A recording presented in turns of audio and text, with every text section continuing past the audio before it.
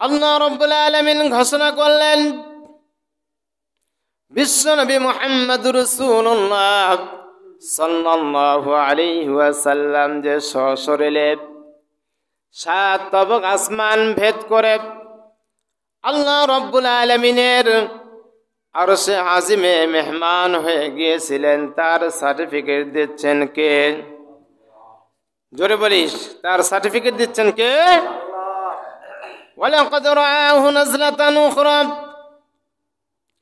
ইনদা সিদরাতিল মুনতাহা, নিশ্চয় সে মুহাম্মদুর রাসূলুল্লাহ সাল্লাল্লাহু আলাইহি ওয়াসাল্লাম, বিশ্বনবী মুহাম্মদুর রাসূলুল্লাহ সাল্লাল্লাহু আলাইহি ওয়াসাল্লাম তাকে জিবরাইল আলাইহিস সালাতু ওয়াস সালামকে দেখেছিলেন সিদরাতুল মুনতাহা, অর্থাৎ শেষ প্রান্তের আকাশের অপর প্রান্তে পিঠের উপরে কুলবৃক্ষর নিকট। বলুন সুবহানাল্লাহ।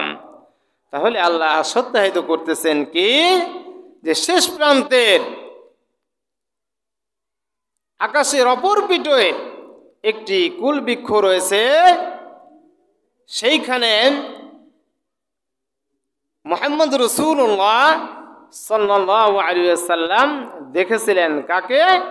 জিবরাইল ফেরেশতাকে। এর সার্টিফিকেট দিচ্ছে। ইনদা সিদরাতিল মুনতাহা ইনদাহা জান্নাতুল মাওয়া, যেখানে অবস্থিত রয়েছে জান্নাতুল মাওয়া, বেহেশত। সকলে বলি সুবহানাল্লাহ। সেই কুলবৃক্ষটা কোথায়? সেটা হলো জান্নাতুল মাওয়া, যেখানে অবস্থিত সেইখানে সেই বড় কুলবৃক্ষ রয়েছে। আর সেখানেই বিশ্বনবীর সঙ্গে জিবরাইল আলাইহিস সালাতু ওয়াস সালামের আরেকবার দেখা হয়েছিল। দেখা ওই সময় হয় যখন যে ব্যক্তির সঙ্গে দর্শক এবং দর্শিকা যখন একে অপরে এক জায়গায় হয়, তখনই দেখা সম্ভব। কথা ঠিক কিনা বলুন? আমার সঙ্গে দেখা হয়েছিল আপনার কোথায়? টেবুনিয়া বাজারে। সেখানে আমি আপনি কথা বলেছি, দেখা হয়েছে।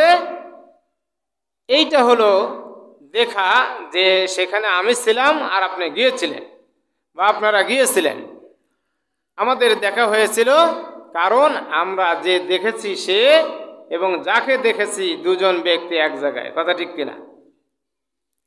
এই জন্য সুতরাং কোরআন থেকে এটা প্রমাণিত যে বিশ্বনবী মুহাম্মদুর রাসূলুল্লাহ সাল্লাল্লাহু আলাইহি ওয়াসাল্লাম আল্লাহর মেহমান হয়ে আরশে আজিমে আল্লাহর নিকটে গিয়েছিলেন, এতে কোনো সন্দেহ নাই।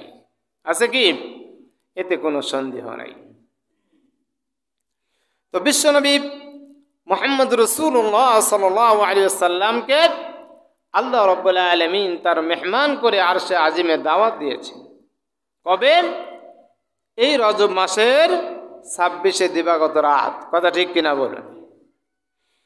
আল্লাহর নবী বিশ্বনবী সাল্লাল্লাহু আলাইহি ওয়াসাল্লামকে প্রস্তুত করার জন্য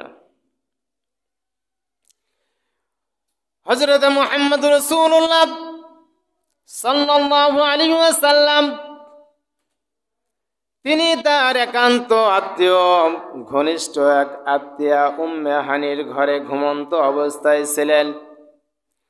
এবার দুজন ফেরেশতা বিশ্বনবী মুহাম্মদ রাসূলুল্লাহ সাল্লাল্লাহু আলাইহি ওয়াসাল্লামের কাছ থেকে সাল্লাল্লাহু আলাইহি ওয়াসাল্লামকে সেখান থেকে নিয়ে আসলেন। নিয়ে এসে এবার কাবা শরীফের হাতিমের মধ্যে প্রবেশ করলেন। হাতিমের মধ্যে প্রবেশ করে বিশ্বনবী মুহাম্মদ রাসূলুল্লাহ সাল্লাল্লাহু আলাইহি ওয়াসাল্লামকে শুইয়ে দিলেন। শুয়ে দেওয়ার পরে তার সিনা সাক করা হলো, তার বুকটা ফেরে কলবটা বের করা হলো। এবার কলব থেকে কি যেন একটি কালো অংশ বের করে ফেলে দেওয়া হলো। এবার জমজম কূপের পানি দিয়ে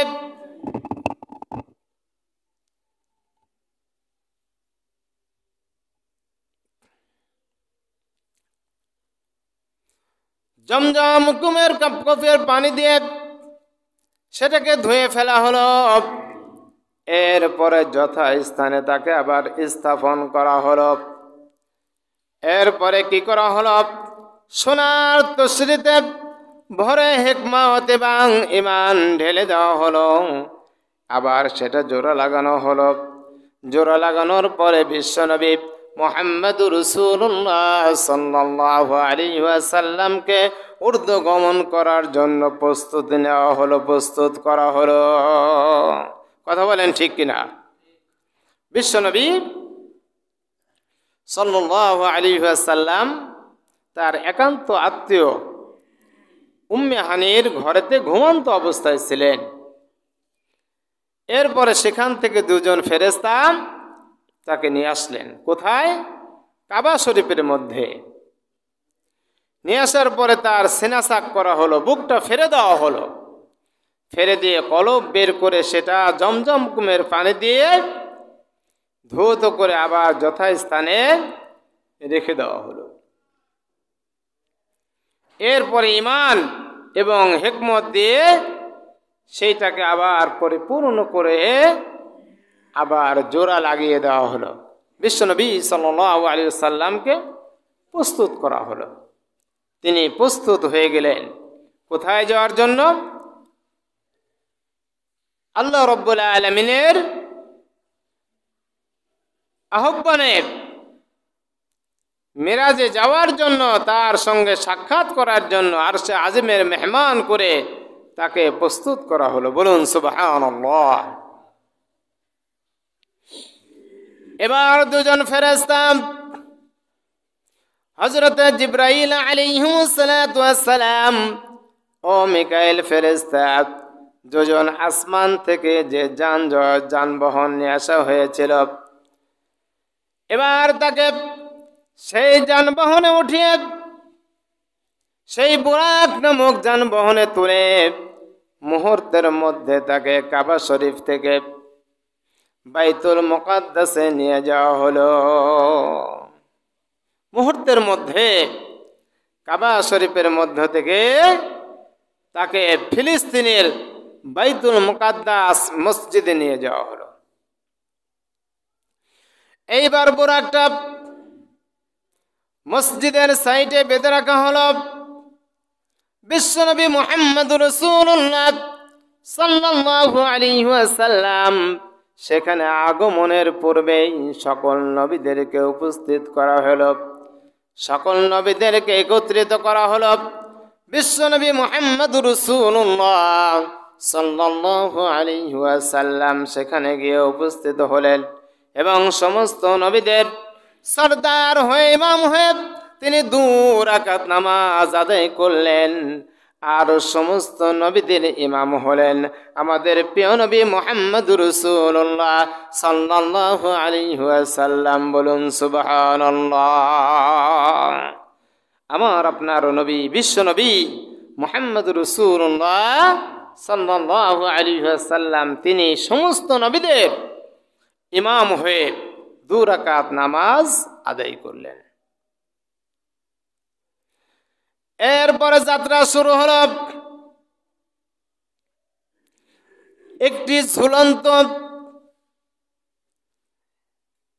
সিঁড়িতে তারা দুজনে ফেরেশতা এবং বিশ্ব নবীকে চলন্ত একটি সিঁড়িতে উঠল, যে সিঁড়ি দিয়ে আসমান থেকে আসমানের ফেরেশতারা দুনিয়াতে অবতরণ করেন, দুনিয়ায় থেকে আসা যাওয়া করেন এবং দুনিয়ার মানুষের রূহ নিয়ে যে সিঁড়ি দিয়ে উর্দু আকাশে আসমানে ওঠা হয়, এবার তারা সেই সিঁড়িতে উঠলেন।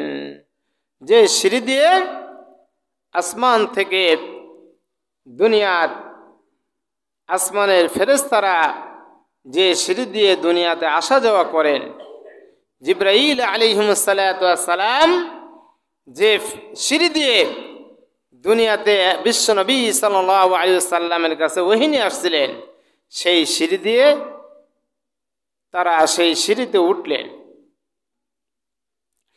এবার রওনা হয়ে গেলেন। তারা সেই সিঁড়িতে উঠলেন। ওঠার পরে তারা প্রথম আসমানের গেটের সম্মুখে চলে গেলেন। যাওয়ার পরে জিবরাইল ফেরেশতা প্রথম আসমানের প্রহরীকে বলে, দরজা খুলে দাও। এবার প্রথম আসমানের ফেরেশতা বলেন, আপনি কে? এবার জিবরাইল ফেরেশতা পরিচয় দেয়, আমি জিবরাইল ফেরেশতা। বলে সঙ্গে কে?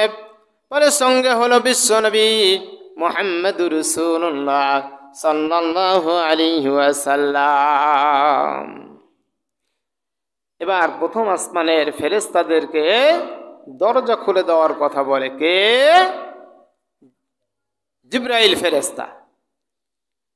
এবার আসমানের প্রহরীরা বলে, আপনি কে?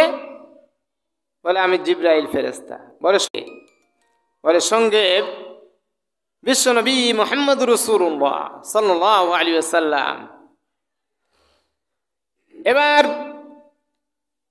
আসমানের প্রহরীরা বলে, তাকে কি দুনিয়ায় থেকে আসমানে আসার অনুমতি দেওয়া হয়েছে?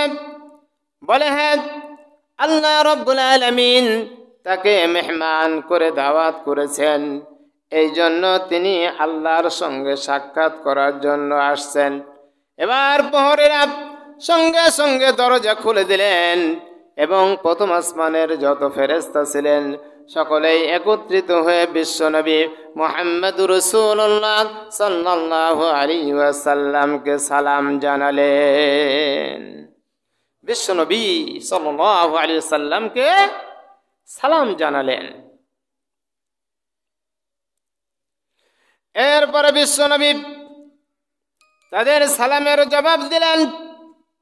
সালামের জবাব দেওয়ার পরে প্রথম আসমানে অবতরণ করলেন। প্রথম আসমানে যাওয়ার পরে এবার জিবরাইল ফেরেশতা একজন ব্যক্তির সঙ্গে পরিচয় করিয়ে দেয়, যেনাকে সালাম করুন, ইনি হলো আপনার আদি পিতা হযরত আদম আলাইহিস সালাতু ওয়াস সালাম। এবার বিশ্বনবী তাকে সালাম করলেন। সালামের জবাব দিয়ে হযরত আদম আলাইহিস সালাতু ওয়াস সালাম বললেন, হে আমার পুণ্যবান সন্তান ও আল্লাহর নবী, আপনাকে মারহাবা, আপনাকে স্বাগতম। এবার বিশ্বনবী মুহাম্মদুর রাসূলুল্লাহ সাল্লাল্লাহু আলাইহি ওয়াসাল্লাম ও জিবরাইল ফেরেশতা আবার যাওয়া শুরু করলেন, যাত্রা শুরু করলেন। অপর আরেকটি হাদিসে বর্ণনা করা হয়েছে, বিশ্বনবী মুহাম্মদুর রাসূলুল্লাহ সাল্লাল্লাহু আলাইহি ওয়াসাল্লাম প্রথম আসমানে যাওয়ার পরে একজন ব্যক্তিকে দেখতে পেলেন, যে একজন ব্যক্তি বসে আছেন, তার ডান দিকে কিছু মানুষের আকৃতি রয়েছে আর বাম দিকে কিছু মানুষের আকৃতি রয়েছে।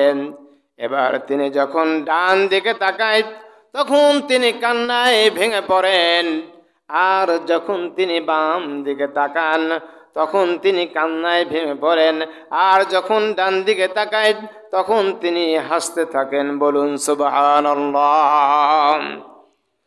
তিনি বর্ণনা করছেন যে যখন সেই ব্যক্তি ডান দিকে তাকায় তখন সে হাসতে থাকে। কি করতে থাকে?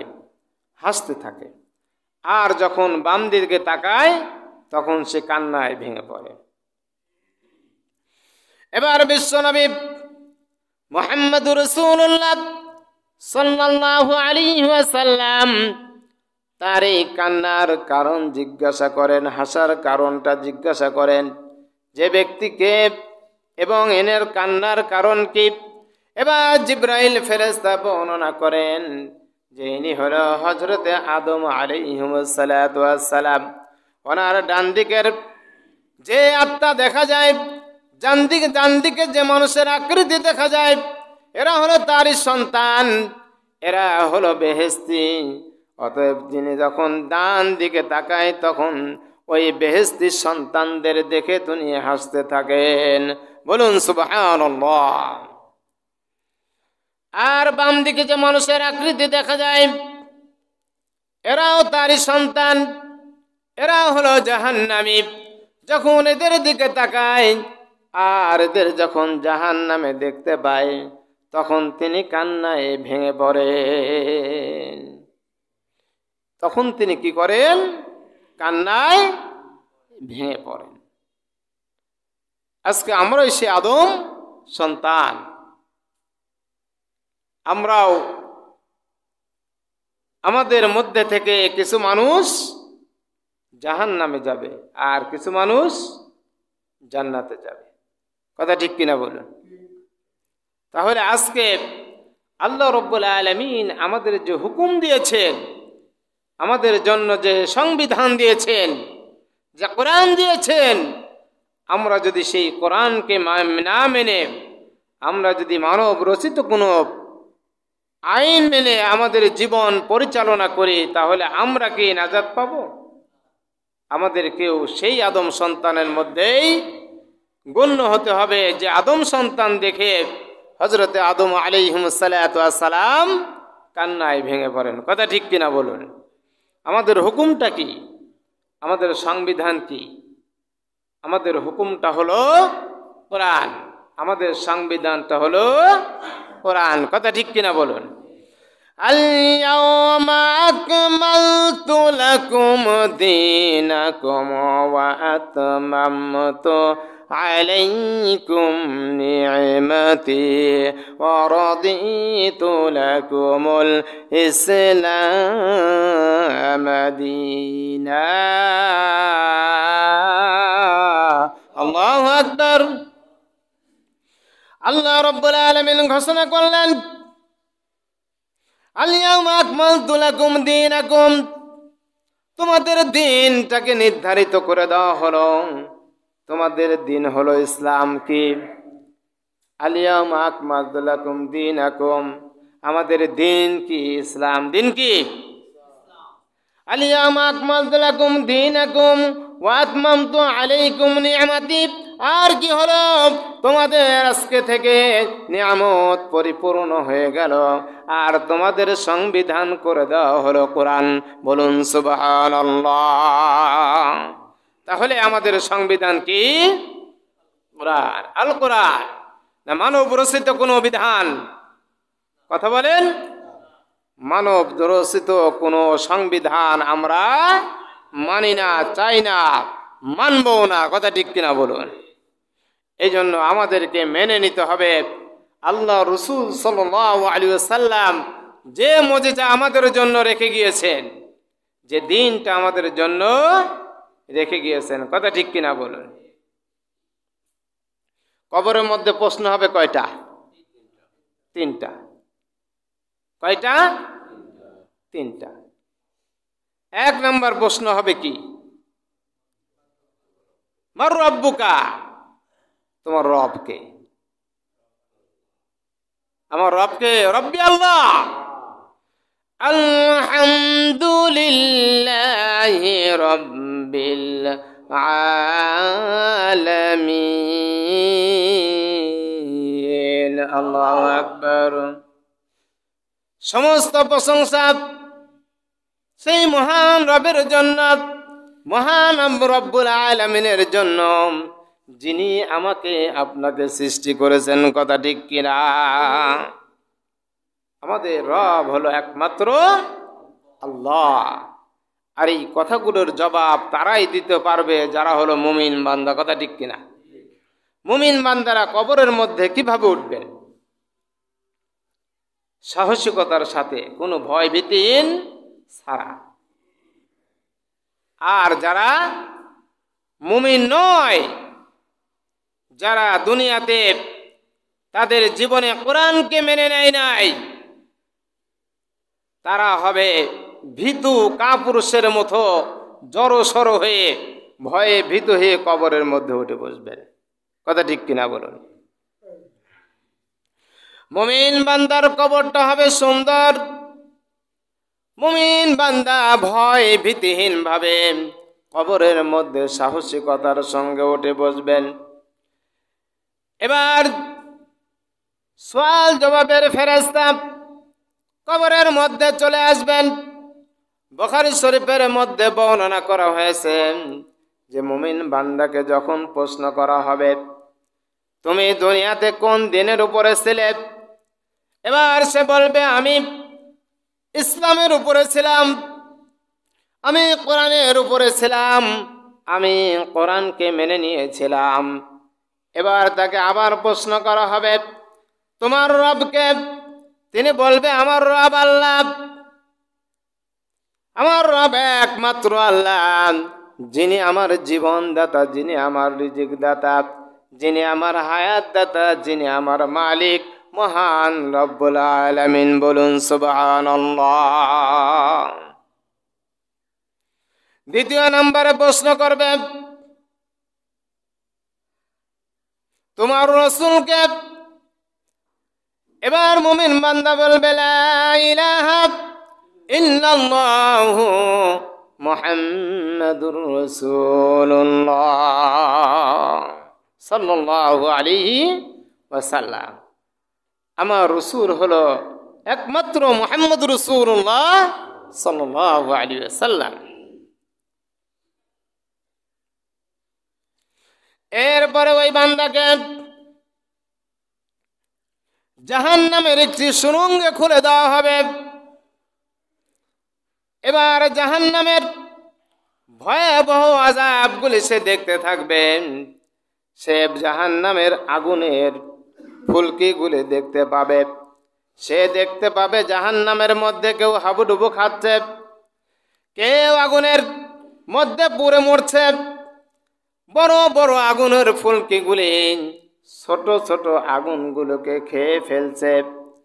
এবার তাকে জাহান্নামের দরজাটা বন্ধ করে দিয়ে আবার তাকে জান্নাতের সুড়ঙ্গ পথ করে দেওয়া হবে। কি করা হবে? জাহান্নামের ভয়াবহ আযাব দেখানোর পরে জাহান্নামের দরজা বন্ধ করে দিয়ে আবার তাকে জান্নাতের সুড়ঙ্গ পথ খুলে দেওয়া হবে। এবার যখন জান্নাতের সুড়ঙ্গ যখন খুলে দেওয়া হবে, দরজা খুলে দেওয়া হবে, তখন সে জান্নাতের সমস্ত নিয়ামতগুলি দেখতে পাবে। সেখানে মণিমুক্তা, সেখানে হুর পরি যারাই রয়েছে, হুর রয়েছে, তাদেরকে দেখতে পাবে। জান্নাতের সমস্ত নিয়ামতগুলি দেখতে পাবে।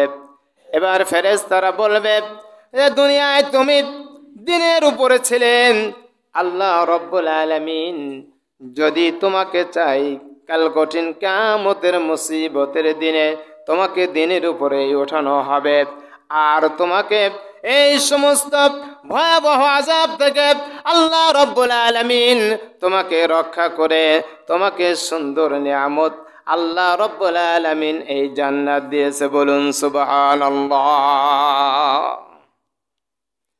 এবার ফেরেশতাদেরকে পারমিশন দেওয়া হবে, যাও জান্নাত থেকে একটি বিছানা নিয়ে এসে বিছিয়ে দাও, আর জান্নাতের দরজার কবরের দরজা এক করে দাও, আর এভাবেই সে কবরের মধ্যে কিয়ামত পর্যন্ত থাকবে। বলুন সুবহানাল্লাহ। তা আমাদের কবরটা এরকম আমরা করতে চাই না? করতে চাই না? আমরা অবশ্যই আমাদের কবরটা যেন জান্নাতি হয়, আমরা সে চেষ্টাই করব ইনশাআল্লাহ।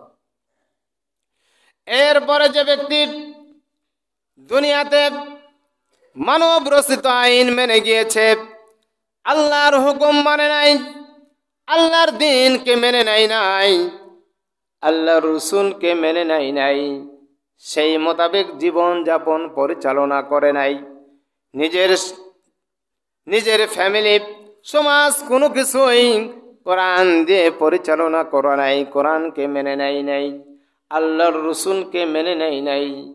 কুল ইন কুনতুম তুহিব্বুনাল্লাহা ফাত্তাবিউনি ইউহিব্বুকুমুল্লাহু ওয়া ইয়াগফির লাকুম যুনুবাকুম আল্লাহু গফুরুর রহিম। আল্লাহু আকবার। আল্লাহ রাব্বুল আলামিন তার হাবিবকে বললেন, হে হাবিব, কুল, ওদেরকে বলে দাও, যারা আল্লাহকে ভালোবাসে, যারা আল্লাহকে পেতে চায়, যারা আল্লাহকে মুহাব্বত করে, তারা যেন আপনাকে মেনে নেয়, তারা যেন আপনার জীবনীটাকে মেনে নেয়, তারা যেন কোরআনটাকে মেনে নেয়। তাহলে আমি আল্লাহ কি করব? আমি তাদেরকে মহব্বত করব, তাদেরকে ভালোবাসবো, আর তাদের জিন্দেগীর গুনাহগুলি মাফ করে দেব। বলুন সুবহানাল্লাহ। যে মিরাজে গিয়ে রাসূল পাক সাল্লাল্লাহু আলাইহি ওয়াসাল্লাম আমাদের জন্য নামাজ নিয়ে আসলেন, আমরা আজকে আল্লাহ মানি, রসুল মানি, কোরআন আছে বিশ্বাস করি, অথচ নামাজ পড়ি না। কথা ঠিক কিনা বলে? রমজান মাস আসলে রোজা রাখি না। কথা ঠিক কিনা বলুন? আমরা পর্দা করি না। কথা ঠিক কিনা বলুন? নামাজ, রোজা, হজ, যাকাত যেমনি ফরজ, পর্দা করাও ফরজ। শুধু তাই নয়, নামাজ, রোজা, হজ, যাকাত যেমনি ফরজ, আল্লাহর কোরআন আল্লাহর জমিনে বাস্তবায়ন করা, প্রতিষ্ঠিত করা আমাদের জন্য ফরজ। কথা ঠিক কিনা বলুন? আজকে কোরআনের কথা বললেই আমাদের গা জ্বালা শুরু হয়ে যায়। কথা ঠিক কিনা বলুন? তাহলে আল্লাহ বলতেছেন যে তোমরা যদি আমাকে পেতে চাও তাহলে রসুলকে মেনে নাও। ইয়া আইয়ুহাল্লাযীনা আমানু আতিউল্লাহা ওয়া আতিউর রাসূল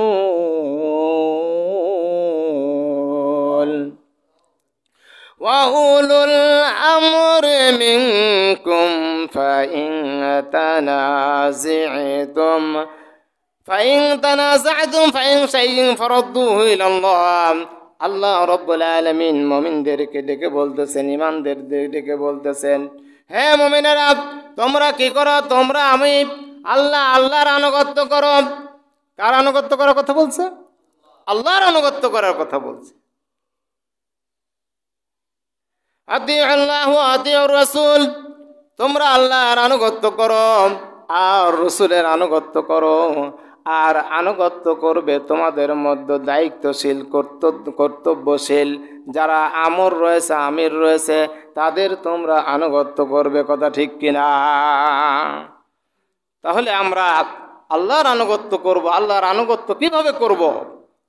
আল্লাহর কোরআনটাকে মেনে নিয়ে বাস্তব জীবন পরিচালনা করলে আল্লাহর আনুগত্য করা হবে। রসুলকে মেনে নিয়ে রসুলের জীবন মোতাবেক, রসুলের পথ মতে আমার জীবনটা পরিচালনা করলে রসুলকে আনুগত্য করা হবে। কথা ঠিক কিনা বলুন? আর আল্লাহ রসুলের জীবনের সঙ্গে, আল্লাহর দেওয়া কোরআনের সঙ্গে যারা জীবন পরিচালনা করে, যারা সমাজ পরিচালনা করে, আমরা তাদের যদি মেনে নিই তাহলে তাদের মত পথে নিজেদেরকে যদি পরিচালনা করি তাহলে তাদের আনুগত্য করা হবে। আল্লাহ রাব্বুল আলামিন পরে বললেন যে তোমাদের মধ্যে যদি কোনো সমস্যা সৃষ্টি হয়, ফিতনা সৃষ্টি হয়, যদি তোমাদের কোনো সমস্যা তৈরি হয়, তাহলে তোমরা ফিরে যাবে আল্লাহ এবং আল্লাহর রসুলের দিকে। বলুন সুবহানাল্লাহ। এবার দ্বিতীয় আসমান পার হলেন। দ্বিতীয় আসমানে যায়, প্রথম আসমান শেষে দ্বিতীয় আসমানের প্রহরীকে যায় জিবরাইল ফেরেশতা বললেন, হে দ্বিতীয় আসমানের প্রহরী, দরজা খুলে দাও। এবার প্রহরী জিজ্ঞাসা করে, কে? জিবরাইল আলাইহিস সালাতু ওয়াস সালাম পরিচয় দেয়, আমি জিবরাইল ফেরেশতা। বলে সঙ্গে কে? বলে সঙ্গে মুহাম্মদুর রাসূলুল্লাহ সাল্লাল্লাহু আলাইহি ওয়াসাল্লাম আল্লাহর মেহমান হয়ে আকাশে এসেছেন, আল্লাহর মেহমান হয়ে আরশে আজিমে আল্লাহর সঙ্গে দেখা করতে যাবেন। এবার ফেরেশতারা সঙ্গে সঙ্গে দরজা খুলে দেয়। বিশ্বনবী মুহাম্মদুর রাসূলুল্লাহ সাল্লাল্লাহু আলাইহি ওয়াসাল্লামকে মারহাবা জানান, সালাম জানান, স্বাগত জানান। এবার বিশ্বনবী মুহাম্মদুর রাসূলুল্লাহ সাল্লাল্লাহু আলাইহি ওয়াসাল্লাম সালামের জবাব দেন। এবার কিছু দূরে যাওয়ার পরে দেখেন দুজন ব্যক্তি বসে আছে। জিবরাইল ফেরেশতা তাদেরকে পরিচয় করিয়ে দেয়, ইনি হলো হযরতে ইয়াহইয়া আলাইহিস সালাতু ওয়াস সালাম, আর ইনি হলো হযরতে ঈসা আলাইহিস সালাতু ওয়াস সালাম। দুজন ব্যক্তি বসে আছেন, তাদের সঙ্গে পরিচয় করিয়ে দিচ্ছেন বিশ্বনবী সাল্লাল্লাহু আলাইহি ওয়াসাল্লামকে। এবার জিবরাইল বলে ওনাদের সালাম করুন। বিশ্বনবী সালাম করলেন, তারা সালামের জবাব দিয়ে বললেন, হে আল্লাহর নবী আমাদের ভাই, আপনাকে স্বাগতম, আপনাকে মারহাবা। এবার সেখান থেকে আবার জিবরাইল ফেরেশতার সঙ্গে রওনা হয়ে গেলেন। গিয়ে দেখলেন তৃতীয় আসমানে উঠে বললেন, তৃতীয় আসমানের প্রহরীরা একইভাবে দরজা খুলে সালাম দিলেন। বিশ্বনবী সালামের জবাব দিয়ে তৃতীয় আসমানে অবতরণ করলেন। এবার একজন ব্যক্তির সঙ্গে জিবরাইল আলাইহিস সালাম পরিচয় করিয়ে দিলেন, যিনি হলো হযরতে ইউনুস আলাইহিস সালাম, ইউসুফ আলাইহিস সালাম। ইনি হলাম হযরত ইউসুফ আলাইহিস সালাম, ওনাকে সালাম করুন। এবার বিশ্বনবী মুহাম্মদ রাসূলুল্লাহ সাল্লাল্লাহু আলাইহি ওয়াসাল্লাম ইউসুফ আলাইহিস সালামকে সালাম দিলেন। তিনি সালামের জবাব দিয়ে বললেন, হে আমার আল্লাহর নবী, আমার পুণ্যবান ভাই, আপনাকেও স্বাগতম, আপনাকেও সালাম। বলুন সুবহানাল্লাহ। হযরত ইউসুফ আলাইহিস সালাম কার সন্তান ছিলেন? হযরতে ইয়াকুব আলাইহিস সালাম। হযরতে ইয়াকুব আলাইহিস সালাম একদিন নামাজে দাঁড়িয়েলেন। কোথায়? নামাজে দাঁড়িয়ে আছেন। হযরতে ইয়াকুব আলাইহিস সালাম নামাজে দাঁড়িয়ে রয়েছেন, নামাজ আদায় করতেছেন। ইতিমধ্যে হযরতে ইউসুফ আলাইহিস সালামের পাশের রুমে থেকে, পাশের ঘর থেকে তার কান্নার আওয়াজ ভেসে আসলো। তার কান্নার আওয়াজ ভেসে এলো। হযরতে ইয়াকুব আলাইহিস সালাম নামাজে দাঁড়িয়ে তার কান্নার দিকে একটু চিন্তা করলেন, একটু ফিকির করলেন। আল্লাহ রাব্বুল আলামিন সঙ্গে সঙ্গে হযরতে ইয়াকুব আলাইহিস সালামের প্রতি একটু খুশি হলেন যে আমি তার প্রভু, আমি তার মালিক। আমার দিকে সিজদারত অবস্থায় সে আমার সৃষ্টি তার সন্তানের দিকে মনোনিবেশ হয়েছেন। তার সন্তানের দিকে সে খেয়াল করছে। আল্লাহ একটু অখুশি হলেন। এবার কি করলেন? এই নামাজে দাঁড়িয়ে একটু অন্য দিকে মনস্ক হওয়ার কারণে, তার ছেলের দিকে মন দেওয়ার কারণে আল্লাহ রাব্বুল আলামিন এই পিতা এবং পুত্রকে 40 বছর পর্যন্ত আলাদা করে রেখেছিলেন। কথা ঠিক কিনা বলেন? হযরতে ইয়াকুব আলাইহিস সালাম এই সন্তান হারা এমন কাঁদা কেঁদেছিলেন যে কাঁদতে কাঁদতে তিনি 2 চোখ অন্ধ হয়ে গিয়েছিলেন। কথা ঠিক কিনা বলুন? এরপরে কি করলেন? চতুর্থ আসমানের দরজায় চলে গেলেন। চতুর্থ আসমানের দরজায় গিয়ে একইভাবে আসমানের প্রহরীকে বললেন, দরজা খুলে দাও। এবার প্রহরী বলে, কে? বলে আমি জিবরাইল। বলে সঙ্গে কে? বলে সঙ্গে হযরত মুহাম্মদ রাসূলুল্লাহ সাল্লাল্লাহু আলাইহি ওয়াসাল্লাম আল্লাহ রাব্বুল আলামিনের মেহমান হয়ে এসেছেন। সঙ্গে সঙ্গে প্রহরীরা দরজা খুলে দিয়ে বিশ্বনবী মুহাম্মদ রাসূলুল্লাহ সাল্লাল্লাহু আলাইহি ওয়াসাল্লামকে মারহাবা, স্বাগত জানালেন।